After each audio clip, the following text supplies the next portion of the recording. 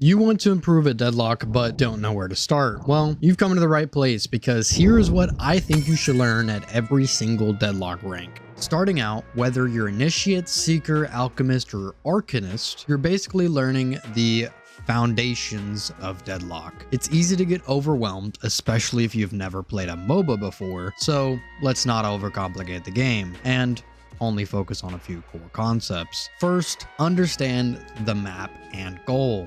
There are 3 lanes, and the objective is simple. Push those lanes, destroy objectives, and eventually destroy the enemy patron. The second concept is to learn how to move.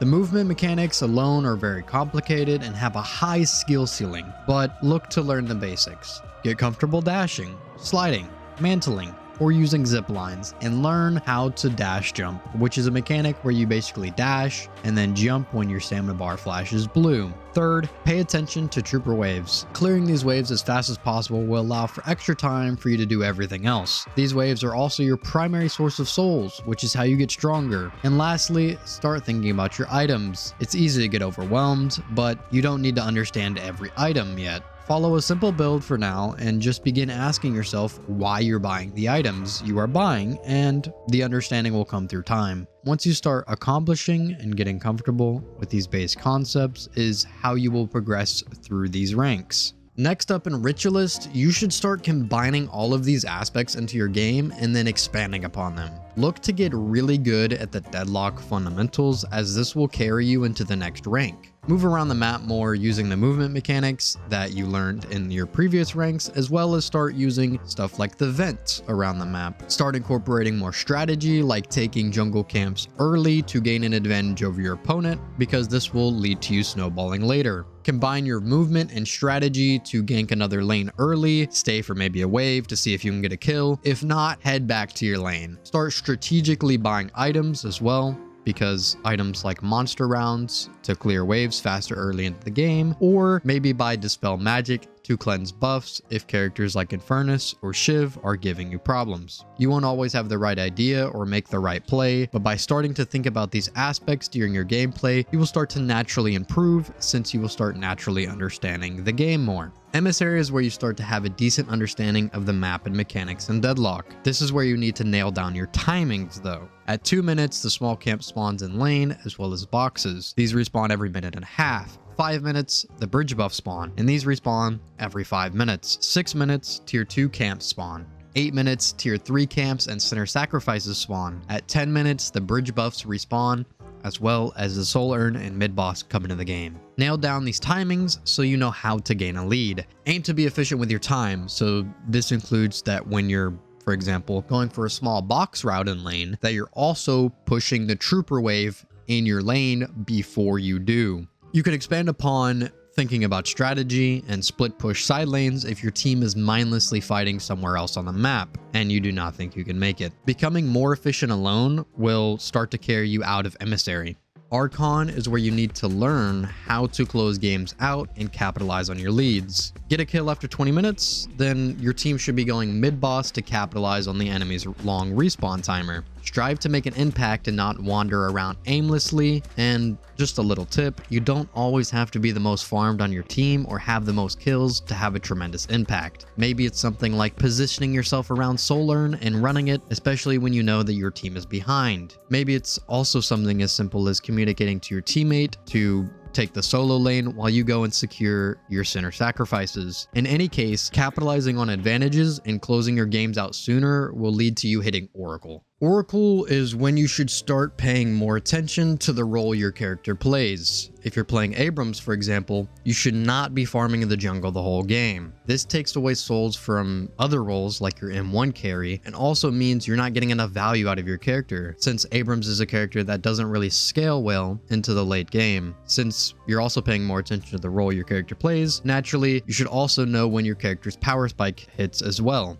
Like, knowing that once you buy an item like toxic bullets, you're now really strong and should start to look for fights. Even though there aren't official roles in the game, certain characters like to be played certain ways according to certain artificial traditional roles. So if you're playing against a character's strengths, then it'll feel like you're being useless to the team. Once you understand roles is when you start seeing how the game opens up more. Late game carries secure farm and scale, while the brawlers with mid game strengths like to fight and take space. The more space they create, the more their late game carries should capitalize on it and take farm accordingly. This isn't strict enough to be like, oh, if you're a late game carry, you shouldn't fight. It just means generally that there are characters that scale better into the late game and that these characters will tip the edge in your favor in the late game so that you can win.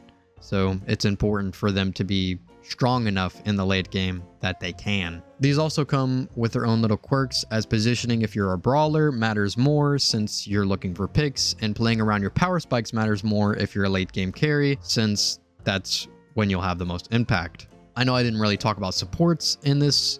Support is also a great role to learn because in Deadlock, supports are really valuable. Take someone like Kelvin or even someone like Dynamo. They can literally tip certain fights in favor just through their ults, their utility, or other items they buy. It's really versatile. In any case, how you're going to get out of Oracle is by knowing your role, knowing your strengths, and how to capitalize on your power spikes. In Phantom, you'll start becoming more distinguished mechanically from the average player, as well as you will understand the core concepts of the game more. This is where you should start using these concepts and your mechanics to control the map. If you gain a lead, the goal should be to maintain it by denying the enemy space and control of objectives on their side of the map. Strategically taking fights around the urn, their farm like center sacrifices, and maintaining control of these objectives so they're unable to come back into the game is important. Since you are also becoming distinguished in rank, you should also focus on making good decisions. Weigh different factors like risk to reward. You should be pushing your limits to see how much you can get away with, but you should also understand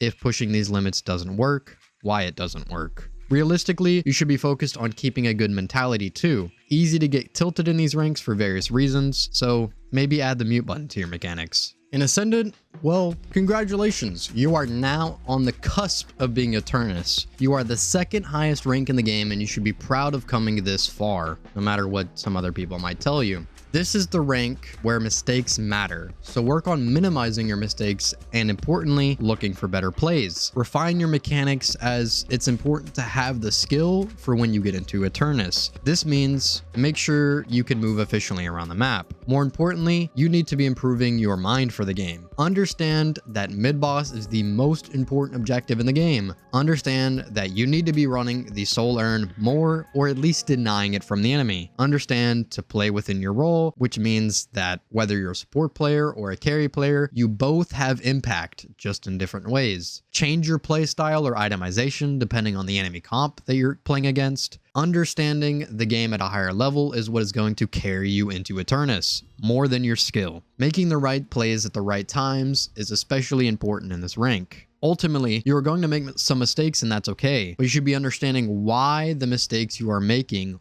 are bad. For example, if you're playing a carry hero and aren't side laning enough to where your lanes are always bad because the other heroes on your team want to roam and have early impact, you should understand why that's bad and aim to fix it in your next game. Funneling becomes more important at this rank too because of that. Watching a player like Piggy play is a perfect example of how supports can funnel resources into the carry during lane so that the carry becomes stronger, faster, and that ultimately ends up with you winning lane. Seriously, if you're a support player, go watch Piggy on Twitch because they are fantastic at understanding the support role, and they're probably one of the best supports in the game right now. Basically, just focus on being consistent and minimizing mistakes, while also improving your game sense and mechanics. This doesn't mean play scared or passive, it just means that your skills and knowledge should be refined enough to where you know that before taking a fight, for example, that you're not more powerful than the person you're fighting. In the case of skill set, this means that your movement should be solid enough to where you're able to consistently rotate efficiently around the map. Now you've reached the peak at Eternus. The tips and information throughout this video is practical knowledge I actually used when I was climbing the ranks. And so if I climbed here, you can too.